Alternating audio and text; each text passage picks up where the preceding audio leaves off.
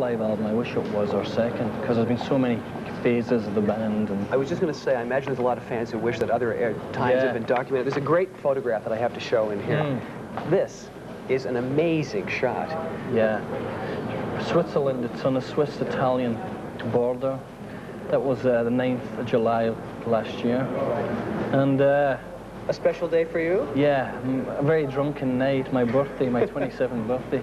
So, as I said to you earlier, this is the first time I'm seeing the buildings here. I couldn't see them from stage. I couldn't see anything from stage. I couldn't even see the microphone. But it was a magic night. It's usually used, that place, for opera and classical music, and just has a fantastic ambience. Most of the album was done in Paris, is that true? Yeah, 2 hot nights in Paris. Yeah. Now, among the credits, technically, they mentioned that you did some fixing and mixing in Scotland. To what degree did you end up fixing and mixing the tracks? There was millions of technical problems, like me being out of tune. So you end up re-singing parts? Parts, yeah. How do you create the ambience of the live performance when you're going into a studio and make them match up? I don't know. Some people can do it and some can't.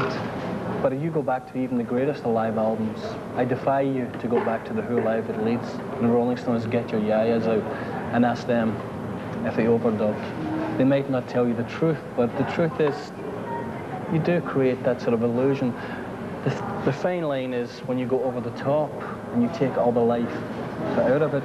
I mean, you'd stuff like the heat being in the hall being so intense. I mean, the sweat was absolutely dripping from the ceiling. The guitars go out of tune, and you'll know from playing. Or you'll get feedback going down the drum mics. You've got the bass player who hurted his hand in the bath that morning. All that stuff that normally in the studio you can just get right. You get microphones falling over.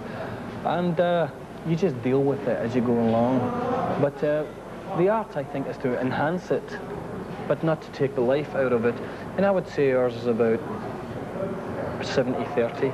That's what we try to work it out with pen and paper. That's a pretty good percentage. Try to work that out. I read a press piece where you said that the songs had the heart to fill those places, talking about large halls. What does that mean to you about a song? People spoke about us in our early years as being, they called us like a kind of band that should be playing in an aircraft hangar.